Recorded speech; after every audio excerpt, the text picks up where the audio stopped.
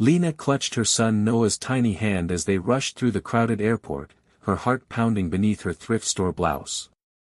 Her job interview in Chicago was supposed to be a chance at a new beginning, a steady paycheck, security, and a way out of the paycheck-to-paycheck cycle she'd been drowning in. She had worked double shifts at the diner, skipped meals to save up for this trip, and begged her landlord for an extension on rent. But now, the signs above the gates blurred in her panic. She followed the stream of passengers, flashing her boarding pass without fully checking the gate number. Exhausted and flustered, she collapsed into seat 14B beside a man in a navy blazer, his attention buried in a tablet. Noah curled up beside her and dozed off, unaware of the mistake that would soon change their lives.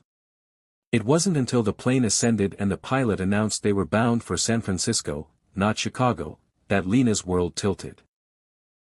Her throat tightened, her fingers trembling as she stared at the wrong destination on the tiny seat monitor. A lump formed in her chest as tears threatened to spill. Her dream job interview was in 4 hours, and she was headed in the opposite direction.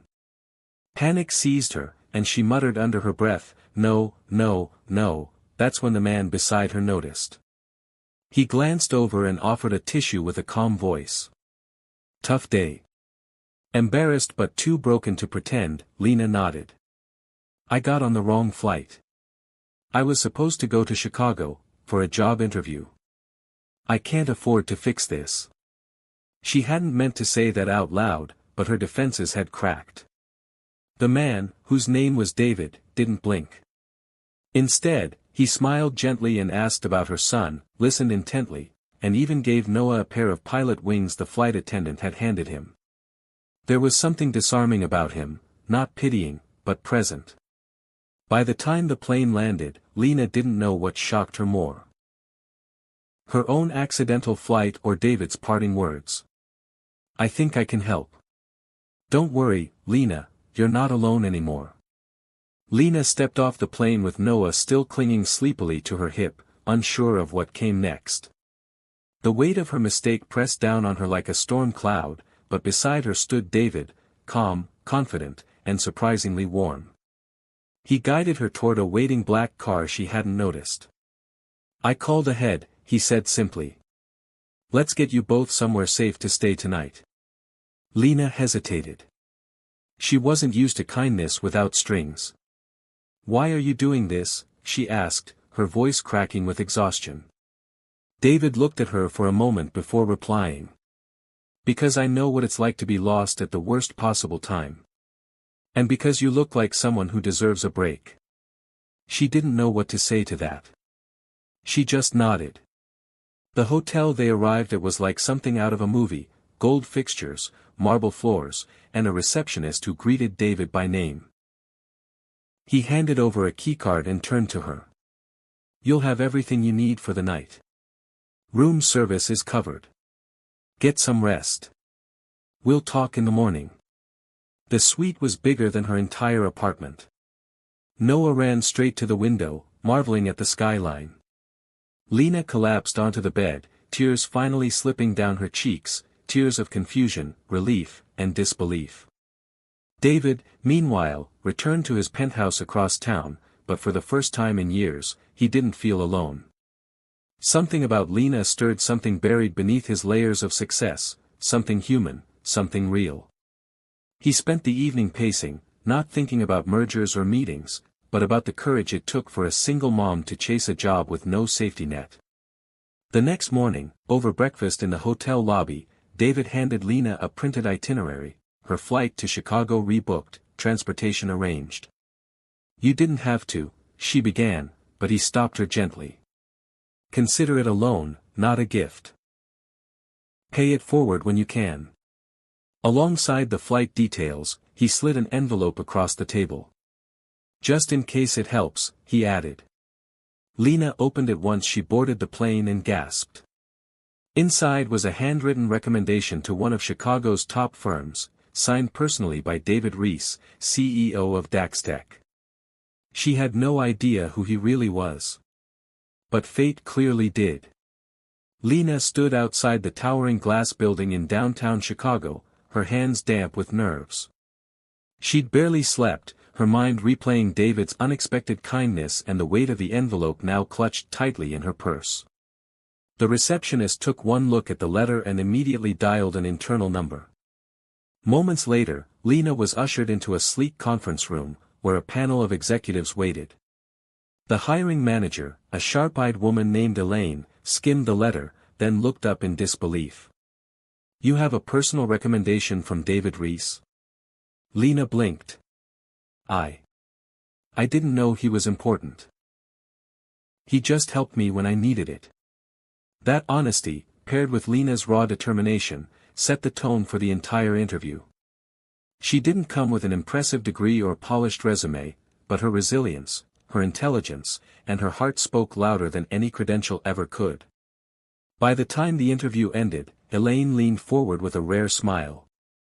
"We were hiring for an assistant role, but I think you'd be perfect for junior operations. Are you available to start next week?"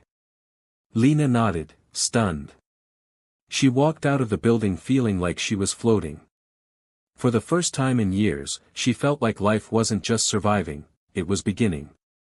She called David's number, the one he'd scribbled on the back of the envelope, just to say thank you.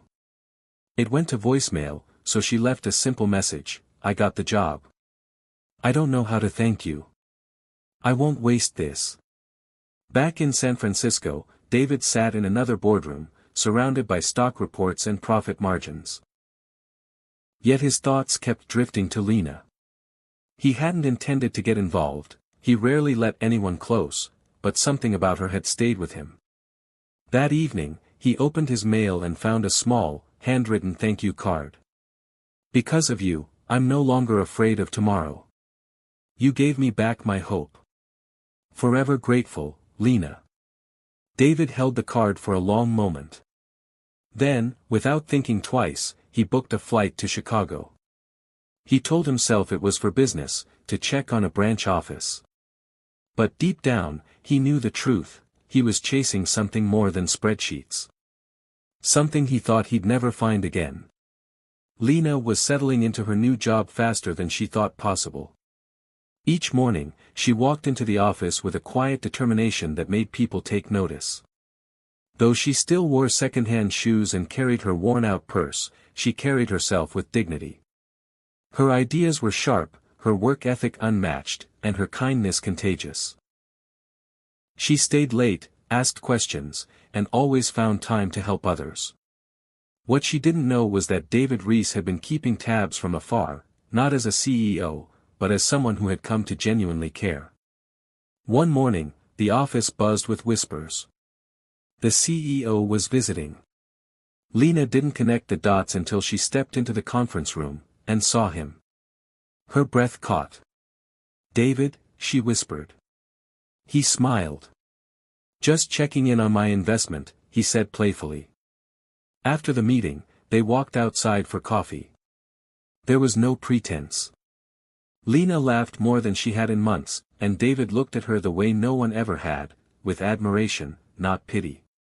He told her the truth, about his loneliness, the long flights filled with silence, the boardrooms that never felt like home. And she told him hers, the nights she cried on the floor so Noah wouldn't hear, the dreams she buried under bills and exhaustion. Somewhere between laughter and confession, something bloomed. They started seeing each other more, never rushing, always grounded. Noah adored him. And David, to everyone's surprise, adored being called Mr. Rocket by a giggling 5-year-old. 1 year later, on a small private flight that was neither business nor luxury, but family, David knelt in the aisle between their seats. He held Noah's hand first. "Would it be okay if I became your real dad?" The boy beamed and nodded. Then David turned to Lena. "You boarded the wrong flight, but it brought me to the right person. I want to spend every day making sure you never feel lost again. Will you marry me?" Lena, tears spilling over, could barely speak. But her heart shouted louder than words. She said yes. And in that moment, she realized, sometimes, the best journeys begin with a mistake. And sometimes, first class isn't a seat, it's finding someone who sees your true worth.